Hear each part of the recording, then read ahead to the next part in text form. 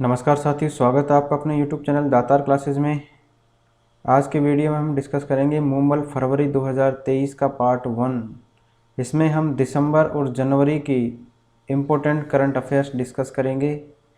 तो जो इसके विशेष आकर्षण हैं वो रहेंगे केंद्रीय आम बजट 2023-24, आर्थिक समीक्षा का सार, अंडमान निकोबार के 21 द्वीपों का नामकरण किया गया है, नाटू को गोल्डन ग्लोब अवार्ड दिया गया है और ऑस्कर के लिए भी नामांकित हुआ है। ये प्रिया सिंह बनी है प्रदेश की पहली महिला बॉडी बिल्डर। और शिवा चौहान ये सियाचिन ग्लेशियर में तैनात। केंद्रीय साहित्य अकादमी पुरस्कार 2022-23 डिस्कस करेंगे। अग्नि 5 का रात्रिकालीन सफल परीक्षण हुआ है वो डिस्कस करेंगे। राजस्थान स्टार्टअप पॉलिसी में नए प्रावधान आए हैं वो डिस्कस करेंगे। पीठासीन अधिकारियों का 83वां अधिवेशन जयपुर में संपन्न हुआ है। 18वीं राष्ट्रीय जम्बूरी रोहट पाली में संपन्न हुई है। और ऑस्ट्रेलियाई ओपन टेनिस टूर्नामेंट 2023 के बारे में डिस्कस करेंगे। और एक है वर्ष 2023 के पद्म पुरस्कारों के बारे में डिस्कशन रहेगा। तो ये है पार्ट 1। इसमें हम राजस्थान परिदृश्य से स्टार्ट करेंगे। जनवरी 2023 का रहेगा ये। तो पहले हम जनवरी 2023 के देखेंगे, चर्चित व्यक्तित्व, स्थान और योजनाएं। इसके बाद में हम देखेंगे दिसंबर 2023 के राजस्थान के चर्चित व्यक्तित्व, चर्चित स्थान और योजनाएं। तो चलिए स्टार्ट करते हैं। पहला क्वेश्चन है, 1 से 5 फरवरी 2023 को आयोजित हुए राजस्थान इंटरनेशनल फिल्म फेस्टिवल में लाइफ टाइम अचीवमेंट पुरस्कार किसे प्रदान किया गया? तो ये प्रदान किया गया परीक्षित साहनी को। परीक्षित साहनी को प्रदान किया गया है लाइफ टाइम अचीवमेंट पुरस्कार। ये आप चित्र में देख सकते हैं परीक्षित साहनी। ये कौन है? ये प्रख्यात अभिनेता है। ठीक है, प्रख्यात अभिनेता है। और इनको रिफ 2023, रिफ का मतलब राजस्थान इंटरनेशनल फिल्म फेस्टिवल, इसके अंदर जो है लाइफ टाइम अचीवमेंट अवार्ड से नवाजा गया है। इन्होंने 3 इडियट्स, मुन्ना भाई, पीके जैसी फिल्मों में काम किया है। और ये जो अंतर्राष्ट्रीय जो राजस्थान इंटरनेशनल फिल्म फेस्टिवल है ये आयोजित कहाँ हुआ? ये जयपुर में हुआ, क्रिस्टल पाम सिनेमा के अंदर। ठीक है, ये इस आयोजन की थीम क्या थी? स्पोर्ट्स इन सिनेमा, ये इसकी थीम थी। ठीक है, और प्राइड ऑफ राजस्थान अवार्ड किसको दिया गया? प्राइड ऑफ राजस्थान अवार्ड दिया गया डिस्ट्रीब्यूटर राज बंसल साहब को। तो 2 नाम याद रखिए, राज बंसल को दिया गया प्राइड ऑफ राजस्थान और परीक्षित साहनी को दिया गया है life time achievement award. Next है, 25 जनवरी 2023 को घोषित किए गए पद्म पुरस्कारों में प्रदेश की किन विभूतियों को सम्मानित किए जाने की घोषणा की गई? तो पद्म पुरस्कारों की बात हो रही है। ये अनाउंस हुए 25 जनवरी 2023 को। तो इनमें जो है 4 विभूतियां हैं और 3 पद्मश्री है। तो 2 लोगों को संयुक्त रूप से दिया गया है। एक तो है अहमद हुसैन और दूसरे हैं मोहम्मद हुसैन। ये गज़ल गायक है। ठीक है, तो इनको संयुक्त रूप से पद्मश्री अवार्ड दिया गया है। ये दोनों ही जयपुर के हैं, ध्यान रखना है। अहमद हुसैन और मोहम्मद हुसैन का संबंध कहाँ से है? तो ये है जयपुर से। इसके बाद में आता है मूलचंद लोढ़ा। मूलचंद लोढ़ा जो है डूंगरपुर जिले के हैं और इन्हें दिया गया है आदिवासी उत्थान के लिए। और तीसरे आते हैं जयपुर जिले के लक्ष्मण सिंह, इनको दिया गया है पर्यावरण और जल संरक्षण के लिए। तो 4 नाम ध्यान रखिए। मूलचंद लोढ़ा कहाँ के हैं? डूंगरपुर के, और इनको दिया गया है आदिवासी उत्थान के लिए। लक्ष्मण सिंह है जयपुर के और इनको दिया गया है पर्यावरण और जल संरक्षण के लिए। और ये है अहमद हुसैन और मोहम्मद हुसैन, ये गज़ल गायक है, इनका संबंध है जयपुर से।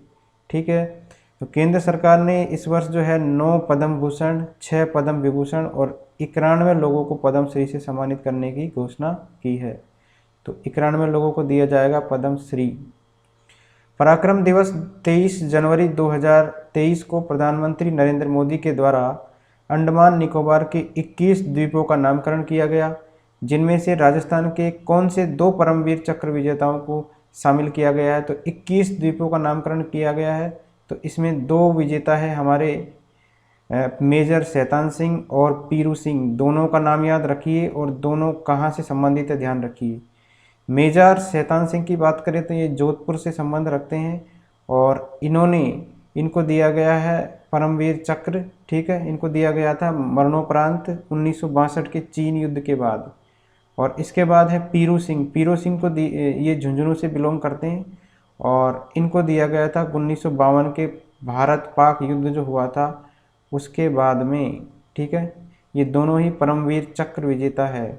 मेजर शैतान सिंह जोधपुर के हैं और पीरू सिंह कहाँ के हैं, झुंझुनू के। नेक्स्ट है, विदेशी युद्धाभ्यास में भाग लेने वाली देश की पहली महिला पायलट कौन है? तो ये है, इनका नाम है अवनी चतुर्वेदी। ये है पहली देश की है, ये पहली महिला पायलट अवनी चतुर्वेदी। और ये है, इन्होंने भारत और जापान की वायुसेनाओं के बीच पहली बार हुए जो संयुक्त सेनाभ्यास है वीर गार्जियन, इसके दल में शामिल हुई है ये अवनी चतुर्वेदी। तो दल का विद्याभ्यास का नाम ध्यान रखना है, वीर गार्जियन। नेक्स्ट है, पूर्व डीजीपी जिन्हें राज्य सरकार ने जनवरी 2023 में सूचना आयुक्त नियुक्त किया है। तो जनवरी 2023 की बात हो रही है, तो इससे पहले थे डीबू गुप्ता। अब जनवरी 2023 से 3 साल के लिए बन जाएंगे कौन, एमएल लाठर। तो याद रखिए एमएल लाठर होंगे अब राजस्थान के सूचना आयुक्त। ये है पूर्व डीजीपी। नेक्स्ट है, असम एथलेटिक्स संघ द्वारा गुवाहाटी में आयोजित जनवरी 2023 57वीं क्रॉस कंट्री प्रतियोगिता में प्रदेश के किस खिलाड़ी ने स्वर्ण पदक जीता है? तो ये है क्रॉस कंट्री प्रतियोगिता, ठीक है। ये है 57वीं क्रॉस कंट्री प्रतियोगिता और ये आयोजित हुई है गुवाहाटी में।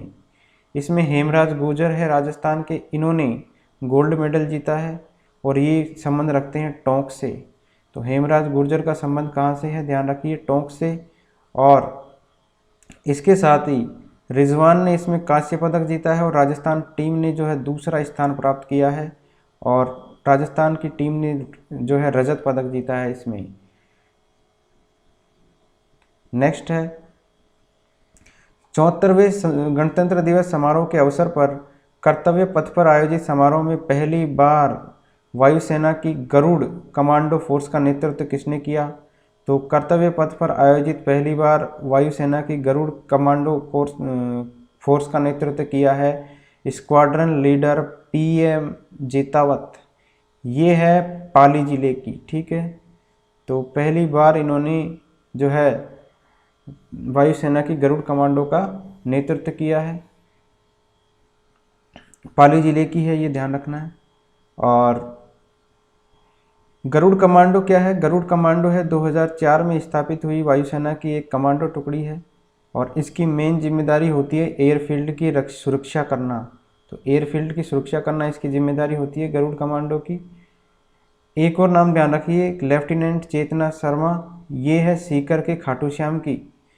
इन्होंने क्या किया है कि 74वें गणतंत्र दिवस की परेड में भारतीय सेना की महिला कमान में भाग लिया है इन्होंने।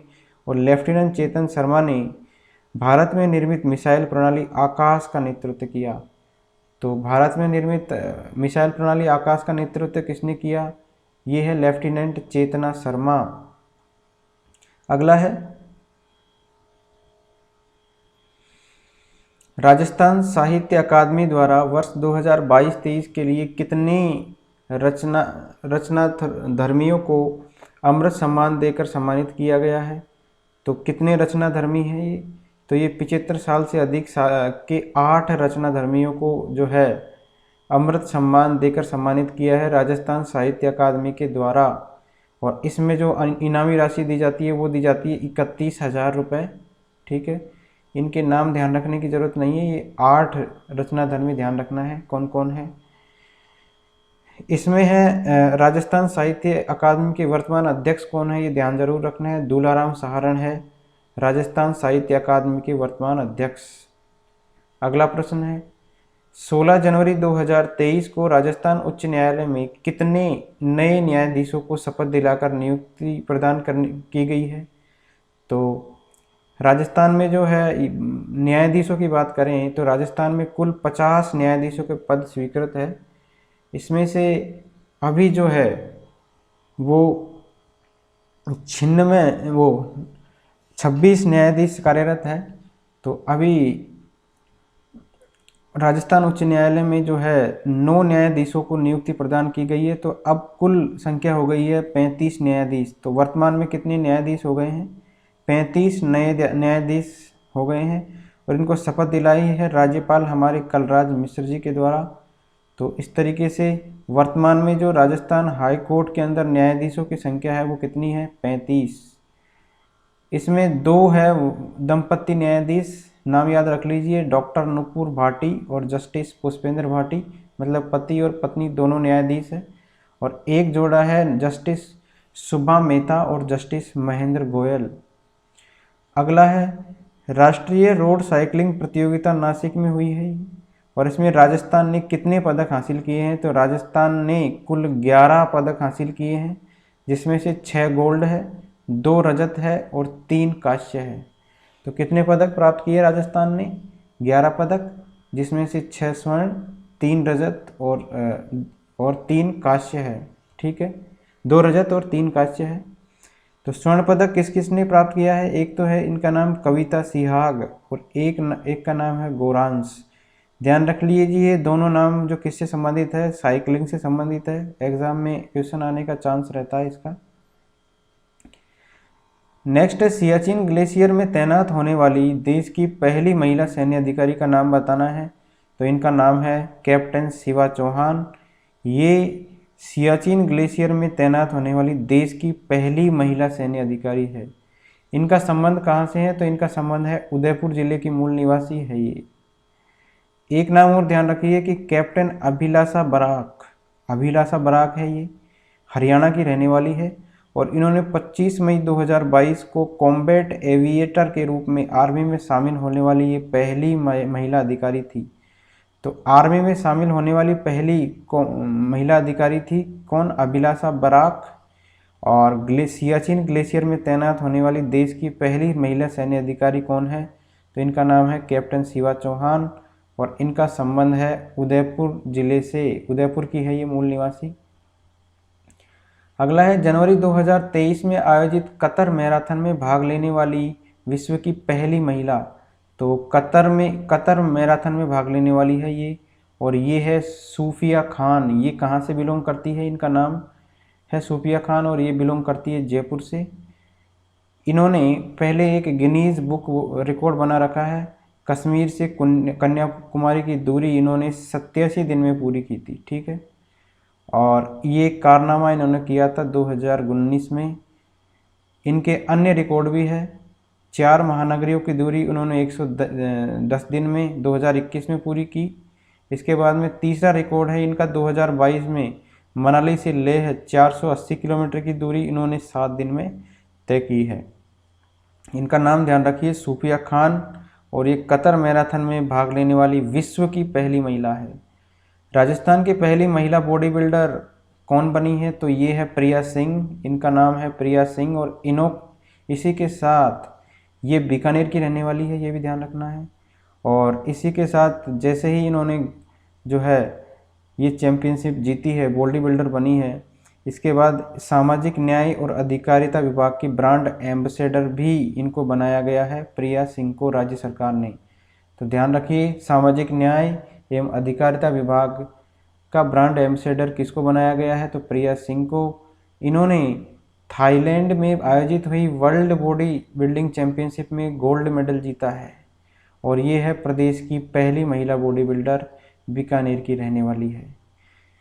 नेक्स्ट है 25वीं जूनियर मिस्टर राजस्थान चैंपियनशिप में मिस्टर राजस्थान कौन चुने गए हैं? तो इनका नाम है अनिल कुमार। इनको चुना गया है जूनियर मिस्टर राजस्थान चैंपियनशिप में मिस्टर राजस्थान। अब डिस्कस कर लेते हैं जनवरी 2023 में जो चर्चा में रहे स्थान उनके बारे में। तो 4 फरवरी 2023 को दिल्ली मुंबई ग्रीनफील्ड एक्सप्रेसवे के प्रथम फेज का उद्घाटन प्रधानमंत्री नरेंद्र मोदी ने किस स्थान से किया? तो प्रथम फेज इसका कंप्लीट हो गया, इसका उद्घाटन कर दिया है दिल्ली दौसा से लेके दिल्ली तक का जो है रूट बनकर तैयार हो गया है और ये रूट है 228 किलोमीटर का। दिल्ली से मुंबई तक ये रूट होगा और ये जो रूट है इसका उद्घाटन किया है नरेंद्र मोदी ने, और कहाँ से किया है, बड़कापाड़ा दौसा में स्थित है, इससे किया है। ठीक है, अब जो है इसके यदि ये चालू हो जाएगा, इसके बाद में क्या होगा कि दौसा से जो है दिल्ली जाने का समय भी घट जाएगा। अब अपन इस एक्सप्रेसवे की बात कर लेते हैं, दिल्ली मुंबई एक्सप्रेस। इसकी कुल लंबाई कितनी रहेगी? ठीक है, तो इसकी कुल लंबाई रहेगी 1382 किलोमीटर की लंबाई रहेगी, और इसकी लागत है 1 लाख करोड़ रुपए की कुल लागत इसमें आएगी। और ये दिल्ली, हरियाणा, राजस्थान, मध्य प्रदेश, गुजरात और महाराष्ट्र से गुजरेगा। ठीक है, दिल्ली से मुंबई के बीच में स्थित है, तो दिल्ली के बाद में फिर हरियाणा, हरियाणा से फिर राजस्थान, राजस्थान से एमपी जाएगा, एमपी से गुजरात, गुजरात से मध्य प्रदेश के बीच में ये, और इसकी लंबाई होगी 1382 किलोमीटर। राजस्थान में कितनी लंबाई होगी? तो 373 किलोमीटर की राजस्थान में लंबाई होगी। और राजस्थान के कौन से ज़िलों से गुजरेगा? तो ये गुजरेगा अलवर, भरतपुर, दौसा, सवाई माधोपुर, टोंक, बूंदी और कोटा। ये ध्यान रखना है कौन कौन से ज़िले हैं। 7 ज़िले हैं, अलवर, भरतपुर, दौसा, सवाई माधोपुर, टोंक, बूंदी और कोटा। ठीक है, तो इसके अंदर इसके साथ ही जो है नरेंद्र मोदी जी ने 4 फरवरी 2023 को उदयपुर, झालावाड़, श्रीगंगानगर और जोधपुर जिले में चल रहे निर्माण कार्यों का भी उद्घाटन किया। नेक्स्ट 3 से 5 फरवरी 2023 को मरु महोत्सव का आयोजन कहाँ किया गया? तो मरु महोत्सव ये इसका आयोजन किया गया जैसलमेर के अंदर, और ये आयोजन किया जाता है पर्यटन विभाग के द्वारा। तो मरु महोत्सव का जो आयोजन किया जाता है वो कौन करता है? पर्यटन विभाग। इसके अलावा 2 और याद रखिए, ऊंट महोत्सव तो बीकानेर में, और थार महोत्सव होता है बाड़मेर के अंदर। नेक्स्ट है 28 फरवरी 2023 को देवनारायण जयंती के अवसर पर प्रधानमंत्री नरेंद्र मोदी ने भीलवाड़ा जिले के किस स्थान पर आयोजित प्राकट्योत्सव में भाग लिया? ये लेटेस्ट क्वेश्चन है। तो 28 जनवरी को देवनारायण जी की जयंती थी, तो नरेंद्र मोदी जी आए थे मालासेरी डूंगरी आसिंद, ये पड़ता है भीलवाड़ा के अंदर। इम्पोर्टेंट क्वेश्चन है ये। तो ये भीलवाड़ा के आसिंद के मालासेरी डूंगरी जगह है। इसमें गुर्जर समाज के आराध्य देव है भगवान नारायण। इनके 1111वें अवतरण दिवस पर मालासेरी डूंगरी में कार्यक्रम में इन्होंने भाग लिया। नेक्स्ट इम्पोर्टेंट क्वेश्चन है कि राजीव गांधी ग्रामीण ओलंपिक खेल में कितनी खेल स्पर्धाओं को शामिल किया गया है? इम्पोर्टेंट है। शहरी ओलंपिक खेलों की बात हो रही है, तो इसमें 7 खेल स्पर्धाएं होंगी। एक तो होगा kabaddi, table tennis ball cricket, kho kho, volleyball, athletics, football और बास्केटबॉल। तो ये जो है 240 नगर निकायों में आयोजित होंगे।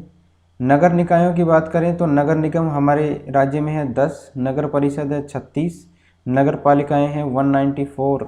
तो इस तरीके से 240 नगर निकायों इनको बोल देते हैं सम्मिलित रूप से, इनमें ये आयोजित किए जाएंगे। 26 जनवरी से इनका आयोजन होना था, लेकिन इसको अभी स्थगित कर दिया गया है। ग्रामीण ओलंपिक खेल होंगे, उनके साथ ही अभी आयोजित किए जाएंगे।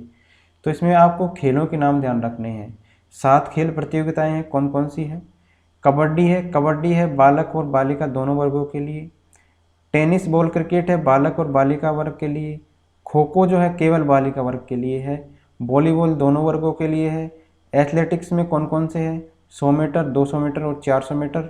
फुटबॉल बालक और बालिकाओं दोनों के लिए है, और बास्केटबॉल बालक और बालिकाओं दोनों के लिए है। तो खो खो है जो केवल बालिका वर्ग के लिए है, बाकी सब दोनों के लिए हैं। अगला है महू मध्य प्रदेश में आयोजित तीसरी नेशनल पैरा शूटिंग चैंपियनशिप में प्रदेश के निशानेबाजों ने कितने पदक हासिल किए हैं? तो इंदौर के महू में आयोजित जो हुआ नेशनल पैरा शूटिंग चैंपियनशिप, इसमें 27 पदक हासिल किए हैं। 27 पदकों में 8 स्वर्ण भी शामिल है। तो ठीक है, 8 स्वर्ण, 13 रजत और 6 कांस्य पदक जीते हैं इसमें। और अवनी लेखरा की बात करें तो इन्होंने 10 मीटर की स्टैंडिंग राइफल महिला वर्ग में गोल्ड जीता है, और 10 मीटर राइफल प्रोन पोजीशन महिला वर्ग में रजत जीता है, और 50 मीटर राइफल फ्री पोजीशन में स्वर्ण जीता है, और 50 मीटर राइफल प्रो पोजीशन में रजत पदक जीता है। तो इस तरीके से इन्होंने पदक जीते हैं अवनी लेखरा इनका संबंध है जयपुर से।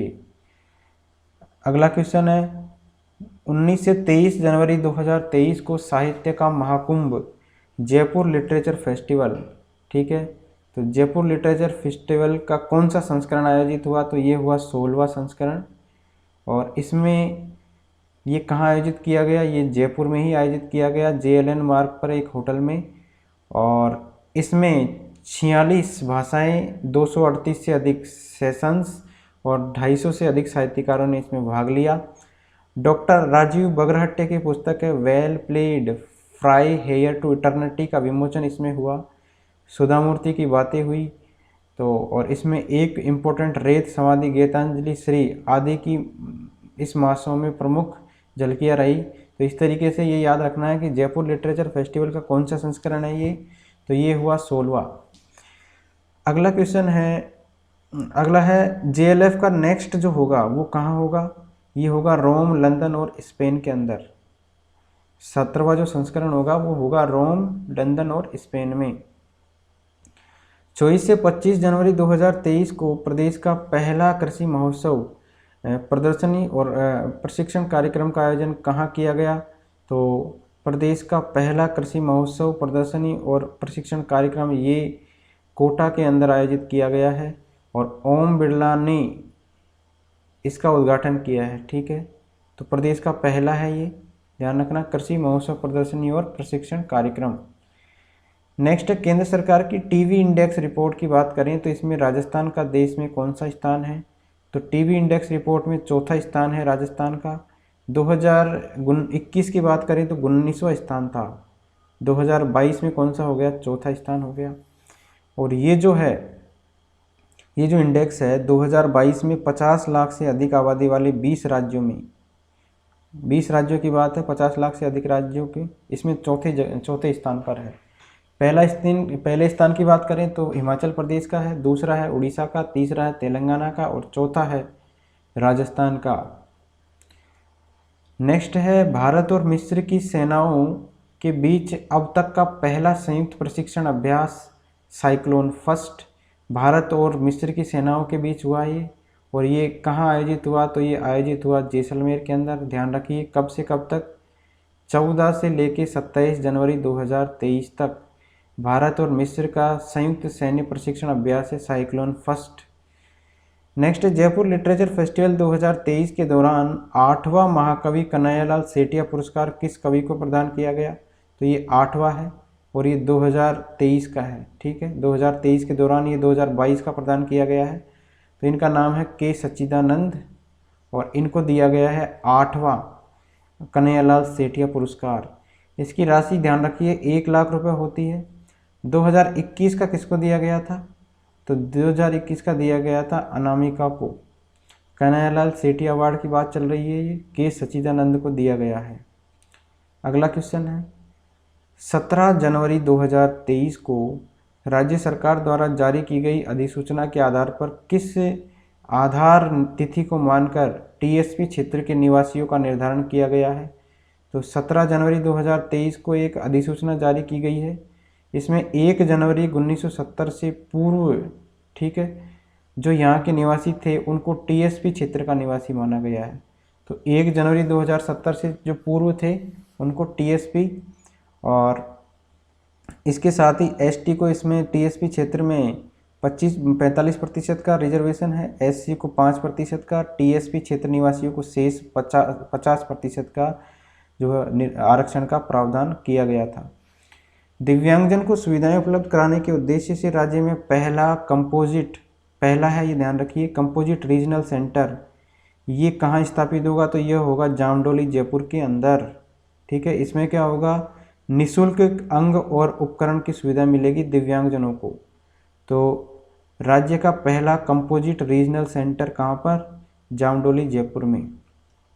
अगला है दिल्ली के इंडियन इंटरनेशनल सेंटर की तर्ज पर प्रदेश के किस शहर में राजस्थान इंटरनेशनल सेंटर की शुरुआत होने जा रही है, तो राजस्थान इंटरनेशनल सेंटर की शुरुआत हो रही है झालाना जयपुर के अंदर। और इसके अंदर कला, संस्कृति, शिक्षा, सूचना प्रौद्योगिकी व संचार सहित विभिन्न तरह की सरकारी और गैर सरकारी गतिविधियां होगी। ये दिल्ली की तर्ज पर बनाया जा रहा है। दिल्ली में है इंडिया इंटरनेशनल सेंटर और राजस्थान में होगा राजस्थान इंटरनेशनल सेंटर झालाना जयपुर में। अगला है 3 जनवरी 2023 को राष्ट्रपति श्रीमती द्रौपदी मुर्मू ने कहाँ पर बनाए गए संविधान पार्क का लोकार्पण किया? तो राजभवन जयपुर के अंदर जो संविधान पार्क बना है उसका इन्होंने लोकार्पण किया है। और इसके साथ ही इन्होंने मयूर स्तंभ, राष्ट्रीय ध्वज स्तंभ, महात्मा गांधी रोटरी और महाराणा प्रताप की प्रतिमा का भी लोकार्पण किया। कहाँ पर? राजभवन जयपुर के अंदर। अगला है 10 से 13 जनवरी 2023 को 83वां अखिल भारतीय पीठासीन अधिकारी सम्मेलन कहाँ आयोजित किया गया? तो 83वां है, ये ध्यान रखिए। और ये आयोजित किया गया विधानसभा जयपुर के अंदर। ये कौन सा है? अखिल भारतीय पीठासीन अधिकारी सम्मेलन। तो इससे पहले ये कौन सा सम्मेलन है राजस्थान में आयोजित होने वाला? ये चौथा सम्मेलन है। इससे पहले 3 बार हो चुका है। 23वां हुआ था 1957 में, इसके बाद में 44वां हुआ था 1978 में और 76वां हुआ था 2011 में। अब हुआ है ये 83वां जयपुर के अंदर राजस्थान में। ये है अखिल भारतीय पीठासीन अधिकारी सम्मेलन। नेक्स्ट है 8 जनवरी 2023 को देश का सबसे बड़ा क्रेडिट आउटरीच प्रोग्राम कहाँ आयोजित किया गया? क्रेडिट आउटरीच प्रोग्राम मतलब इसमें लोन बांटे गए एक तरीके से, तो कोटा में आयोजित किया गया। और हमारी जो वित्त मंत्री है, केंद्रीय वित्त मंत्री निर्मला सीतारमन ने इसमें 33,834 लाभार्थियों की संख्या याद रखिए, 33,834 लाभार्थियों, और इनको रिकॉर्ड 1579.56 करोड़ के ऋण के चेक वितरित किए। और ये देश का सबसे बड़ा ये है ऋण मेला बन गया। ये है कोटा का, ठीक है, कोटा में आयोजित हुआ ये, ठीक है। नेक्स्ट है देश का पहला काऊ IVF सेंटर की शुरुआत कहाँ की गई? तो देश के पहले काऊ IVF सेंटर इसकी शुरुआत की गई है जोजावर गांव पाली के जोजावर गांव जो है उसमें की गई है प्रदेश का पहला IVF सेंटर। और इसकी शुरुआत की है श्री त्रिवेणी महादेव जिनेंद्र गौशाला से हुई है। कहाँ से हुई है? त्रिवेणी महादेव जिनेंद्र गौशाला से। और देश का पहला है ये, देश का पहला सेंटर है, इसी वजह से ये फेमस, ये पॉपुलर हो जाता है। तो जोजावर गांव पाली के अंदर इसकी शुरुआत हुई है। नेक्स्ट है 7 जनवरी 2023 को प्रदेश में किन शहरों में रिलायंस जियो की 5G सेवा की शुरुआत मुख्यमंत्री अशोक गहलोत ने की? तो 5G सेवा की शुरुआत की जयपुर, जोधपुर और उदयपुर में। ये की है 7 जनवरी 2023 को। 5G पॉलिसी बनाने वाला राजस्थान देश का पहला राज्य है। तो देश का पहला राज्य है 5G पॉलिसी बनाने वाला राजस्थान। अगला है 3 से 10 जनवरी 2023 को 18वीं राष्ट्रीय जम्बूरी का आयोजन कहाँ हुआ? तो ये हुआ रोहट पाली के अंदर। 18वीं राष्ट्रीय जम्बूरी का आयोजन, इसका उद्घाटन किसने किया? इसका उद्घाटन किया था द्रौपदी मुर्मू जी ने। यह जो आयोजन है वो 67 साल के बाद हुआ है राजस्थान में और इसमें भाग लिया 37,000 स्काउट गाइड ने। इसकी मुख्य अतिथि की बात करें तो समापन समारोह में जो है वो थे अनुराग ठाकुर।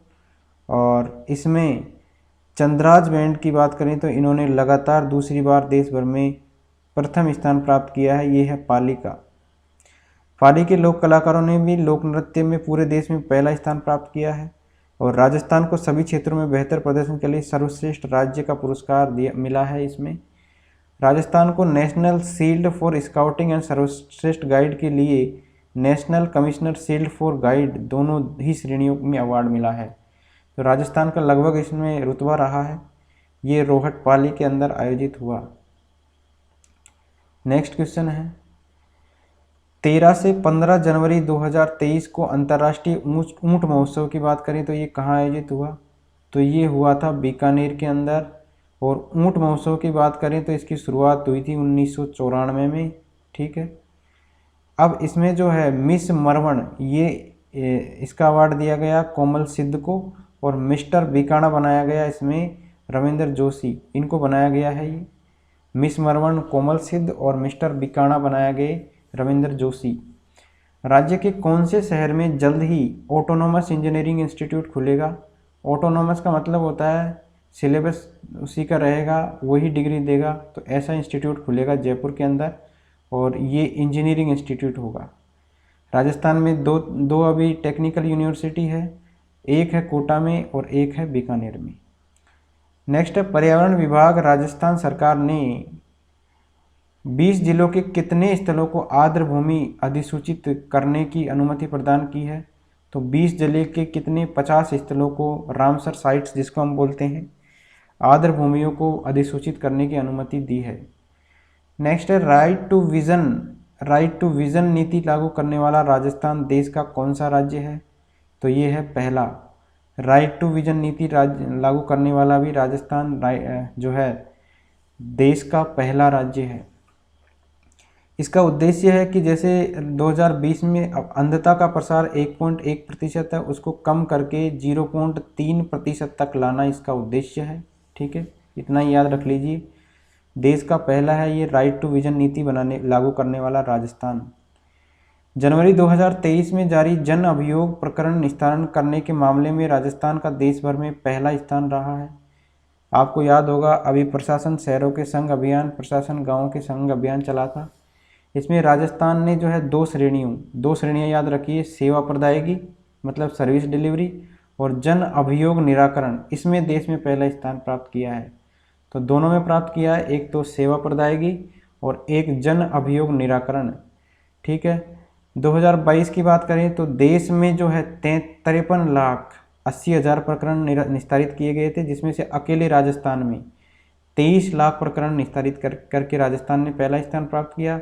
इसी तरीके से सर्विस डिलीवरी की बात करें तो 1 करोड़ देश में 1,49,00,000 जो 3 करोड़ टोटल थे, 3,10,00,000 प्रकरण निस्तारित देश ने किए थे, जिसमें से अकेले राजस्थान ने 1,49,00,000 जो है आवेदन निस्तारित करके पहला स्थान प्राप्त किया है। अब दो श्रेणियां हैं, ये अलग अलग है। एक तो है सेवा प्रदायगी और दूसरी है अभियोग निराकरण, जन अभियोग निराकरण। तो सेवा प्रदायगी में तो अलवर जिला पहले स्थान पर रहा है, ये याद रख लीजिए, और दूसरा रहा है जयपुर और तीसरा रहा है सीकर। और जन अभियोग निराकरण के मामले में जयपुर रहा है पहले स्थान पर, जोधपुर दूसरे स्थान पर और अलवर रहा है तीसरे स्थान पर। 13 जनवरी 2023 को फिक्की राजस्थान की ओर से डिजिटल राजस्थान कॉन्क्लेव का 7वां संस्करण का आयोजन कहाँ किया गया? तो ये आयोजन किया गया जयपुर के अंदर। तो याद रख लीजिए, फिक्की राजस्थान की ओर से हुआ ये डिजिटल राजस्थान कॉन्क्लेव, इसका जो 7वां संस्करण ये जयपुर में आयोजित हुआ है। अब बात कर लेते हैं तीसरे टॉपिक की। जनवरी 2023 में चर्चित योजनाएं, चर्चित कार्यक्रम और अभियान। 16 जनवरी 2023 को राष्ट्रीय स्टार्टअप दिवस मनाया गया। कब? 16 जनवरी 2023 को।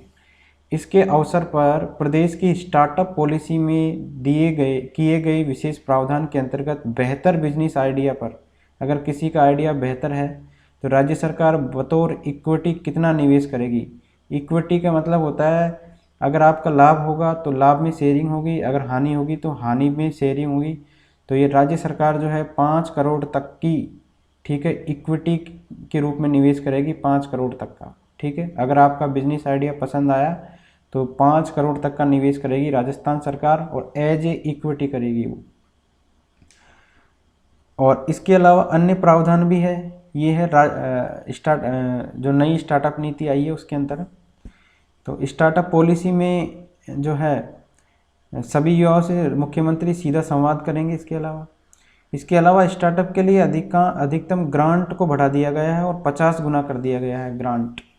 और ग्रांट में को बढ़ाया गया है, 1.20 लाख था पहले, इसको बढ़ाकर कर दिया गया 60 लाख और 25 लाख का कन्वर्टेबल लोन और 2 करोड़ तक का कर दिया गया है। ठीक है, 25 लाख तक के कन्वर्टेबल लोन को कर दिया गया है 2 करोड़ तक का। और ज़्यादा लोगों को रोज़गार अगर देते हो तो 10% अतिरिक्त ग्रांट मिलेगी। ठीक है, ऐसा करने वाला राजस्थान है केरल के बाद में दूसरा। केरल ही है जहाँ पर ऐसे प्रावधान है नई स्टार्टअप नीति के। इसके अलावा एक है प्री सीड स्टेज पर अनुदान, ये महिला उद्यमियों के लिए 2.40 से लेके 3 लाख रुपए तक। और वाइबिलिटी ग्रांट सीड स्टेज पर 60 लाख तक। ग्रोथ स्टेट के लिए स्केल अप फंड के रूप में 2 करोड़ तक। खरीद ऑर्डर पर ई बाज़ार के माध्यम से अधिकतम 6 वर्क ऑर्डर तक। तो इस तरीके से ये नवाचार किए गए हैं स्टार्टअप नीति में। इसके अलावा इनोवेशन चैलेंज नवाचार के लिए 2 करोड़ दिए जाएंगे पहले विजेता को, अगर इसके इनोवेशन चैलेंज के अंदर नवाचार के लिए। दूसरे स्थान पर रहने वाले को 1 करोड़ और तीसरे स्थान पर रहने वाले को 50 लाख रुपए दिए जाएंगे। ठीक है। अगला पॉइंट है इसमें कि स्टार्टअप जो है अभी तक ई बाज़ार के अंदर 15 लाख तक का एक ऑर्डर ले सकते थे। अब SC ST और महिला और युवतियों को अतिरिक्त छूट दी गई है और अब ये जो है अतिरिक्त ऑर्डर भी ले सकेंगे। और हमको विदित है कि राजस्थान इन्वेस्टर्स कॉन्क्लेव्स, इसका आयोजन हुआ कहाँ पर? झालाना, जयपुर में। नेक्स्ट है 4 से 5 जनवरी 2023 को उदयपुर में आयोजित मेगा जॉब फेयर में मुख्यमंत्री अशोक गहलोत ने युवाओं को रोजगार एवं उद्यमिता के अवसर प्रदान करने के लिए किस पोर्टल का लोकार्पण किया? इंपॉर्टेंट है। 4 से 5 जनवरी 2023 को उदयपुर में तो राजशील पोर्टल का इन्होंने लोकार्पण किया है। ये एक जो है एकल खिड़की पंजीकरण व्यवस्था रहेगी। ठीक है। इसमें क्या होगा कि अगर अपनी ID कार्ड का उपयोग करके कहीं भी जो है रोजगार के लिए आवेदन कर सकेगा जो भी बेरोजगार होगा। इसके अंदर 3500 से अधिक युवाओं को इन्होंने मौके पर ही जॉब लेटर दिए। अगला है राज्य सरकार ने हाल ही में किन 5 योजनाओं को फ्लैगशिप कार्यक्रम में शामिल किया गया है? तो राजस्थान की 5 योजनाओं को फ्लैगशिप कार्यक्रम का मतलब होता है कि उनकी साप्ताहिक मॉनिटरिंग होती है और मुख्यमंत्री और मुख्य सचिव जो है कार्यालय से लगातार उस योजना से संबंधित फीडबैक लिया जाता है। तो 5 योजनाएं को और शामिल किया गया है। पहले फ्लैगशिप योजनाएं थी 28, अब बढ़कर हो गई है 33 हो गई है। तो कौन कौन सी योजनाएं हैं देखिए। मुख्यमंत्री बाल गोपाल योजना है, निःशुल्क यूनिफॉर्म योजना है, CM अनुप्रति योजना है, Rajiv Gandhi scholarship for academic excellence है और 5वां है पर्यटन को उद्योग का दर्जा। ये इनको जो है 5 योजनाओं को फ्लैगशिप कार्यक्रम में शामिल किया गया है। 5 योजनाएं आपको ध्यान रखनी है और क्वेश्चन आने के चांसेस रहते हैं इसमें से। मुख्यमंत्री बाल गोपाल योजना, निःशुल्क यूनिफॉर्म योजना, CM अनुप्रति योजना, Rajiv Gandhi scholarship for academic excellence और पर्यटन को उद्योग का दर्जा। नेक्स्ट है राजस्थान बेघर उत्थान एवं पुनर्वास नीति 2022 के बारे में डिस्कस कर लेते हैं। जो ये नीति है इसमें क्या है कि जो कोई बेघर है उसको 50 वर्ग फीट प्रति व्यक्ति की न्यूनतम जगह के साथ छत उपलब्ध करवाने का है प्रावधान। इसमें महिलाओं, मानसिक रूप से विक्षिप्तों और बीमारों जैसे विशेष श्रेणी के लोगों को अनुचित निजता एवं सुरक्षा उपलब्ध करवाए जाने संबंधी इसमें प्रावधान है। और यह नीति लागू हो गई थी 4 जनवरी 2023 को, ये लागू कर दी गई है राजस्थान बेघर उत्थान एवं पुनर्वास नीति। और आज का लास्ट क्वेश्चन है जयपुर की किस कंपनी को वर्ष 2022 का अटल सम्मान प्रदान किया गया है? तो अटल सम्मान किसको दिया गया है? इसका नाम है आईसर्ट एनर्जी रिसर्च प्राइवेट लिमिटेड। और ये क्या करती है कंपनी? सौर और टरबाइन के निर्माता है ये, और इनको दिया गया है अटल सम्मान। Thank you friends.